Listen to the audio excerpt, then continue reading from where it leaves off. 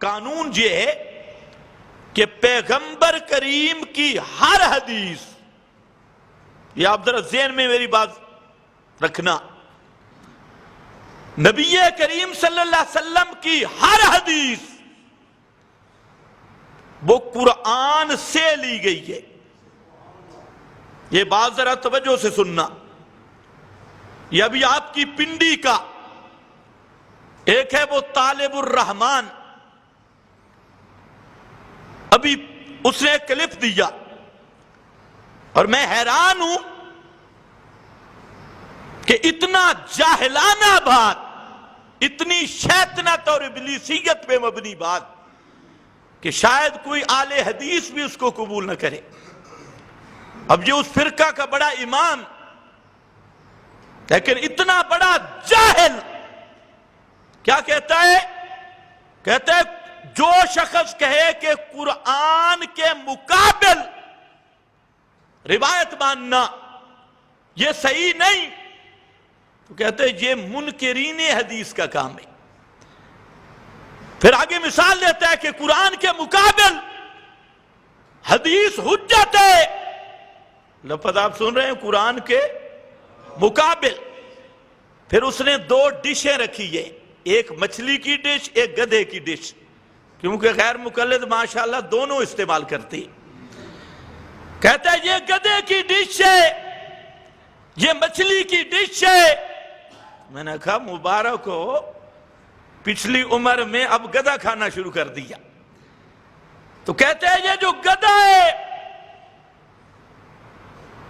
یہ مچھلی، اگر یہ قانون ہے کہ قرآن کے مقابل حدیث نہیں ماننی تو پھر گدھے کا گوشت کھانا پڑے گا۔ یعنی ایسی جاہلانہ گفتگو کہ کوئی ریڑی والا بھی نہیں کر سکتا جو اس طالب الشیطان نے کی ہے۔ اور میں نہیں سمجھ سکتا کہ کوئی اہل حدیث اتنا الو کا پٹھا جاہل ہوگا جتنا یہ ہے۔ اس کا تو انشاءاللہ علاج آئے گا، اس کا بھی اب قسمت کا ستارہ گردش میں ہے، اس کا ہم جائزہ لیں گے عید کے بعد۔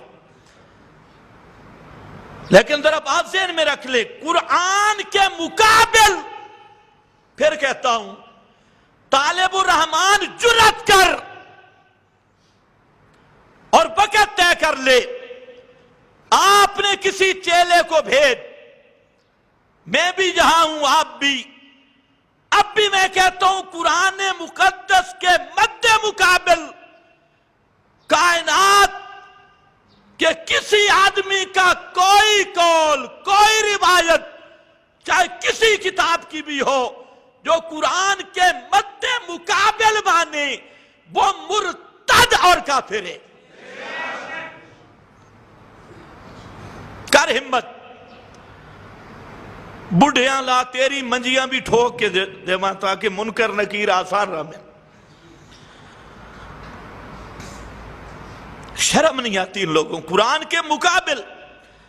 باقی رہ گیا گدھا، وہ قرآن سے بھی اس کی حرمت ثابت کروں گا، حدیث سے بھی ثابت کروں گا۔ اور رہ گئی مچھلی، مچھلی کا حلال ہونا قرآن سے بھی دکھاؤں گا، حدیث سے بھی دکھاؤں گا۔ یہ مثال تو تب دیتا کہ قرآن کہتا گدھا حرام ہے اور حدیث کہتی حلال ہے، یا قرآن کہتا حلال ہے اور حدیث کہتی حرام، تب مقابل بنتا تھا نا۔ یا مچھلی کے بارے میں قرآن کہتا حلال، حدیث کہتی حرام، تقابل تب بنتا تھا جبکہ گدھے کو قرآن نے بھی حرام کہا، حدیث نے بھی حرام کہا، مچھلی کو قرآن نے بھی حلال کہا، حدیث نے بھی حلال کہا۔ دکھانا میرا کام ہے۔ جب قرآن و سنت دونوں ایک مسئلے پہ متفق ہیں تو طالب الشیطان صاحب پھر تقابل کیسا ہوگا؟ پھر یہ ڈشیں تجھے مبارک ہو، ان کو کھاتا رہے۔ اس لیے یاد رکھو، پیغمبر کا فرمان وہ قرآن سے ماخوذ ہوگا۔ اب یہ ہے نا، آپ کے سامنے یہ بخاری سے پیش کیا، اب یہ حدیث آئی کہاں سے؟ قرآن پاک سے. قرآن کیونکہ پیغمبر شارع ہے، قرآن متن ہے. لِتُبَيَّنَ لِلنَّاسِ. حدیث نام کس چیز کا ہے؟ حدیث نام ہے قرآن کی تفسیر کا. تو تفسیر متن سے ٹکرائے، کچھ عقل بھی خدا دے تو اس کو استعمال کرنا چاہیے. پیغمبر کا فرمان کبھی خدا کے کلام سے نہیں ٹکرا سکتا، اور جو چیز قرآن سے ٹکرائے اسے پیغمبر کی طرف نسبت کرنے والا اتمام حجت کے بعد پھر اسے پیغمبر کی حدیث سمجھنے والا اصل کافر اور بے دین وہ شخص ہے. اور میری اگر آواز پہنچے تو طالب صاحب تیاری کر لو، انشاءاللہ اب تیرا میرا پیڑ لگے گا، اور میں تجھے حدیث بھی پڑھاؤں گا، قرآن بھی پڑھاؤں گا. چھیڑا تو نے ہے، اب تیری جان چھوٹ نہیں سکتی انشاءاللہ. آؤ جہاں حضرت یونس پیغمبر ہے،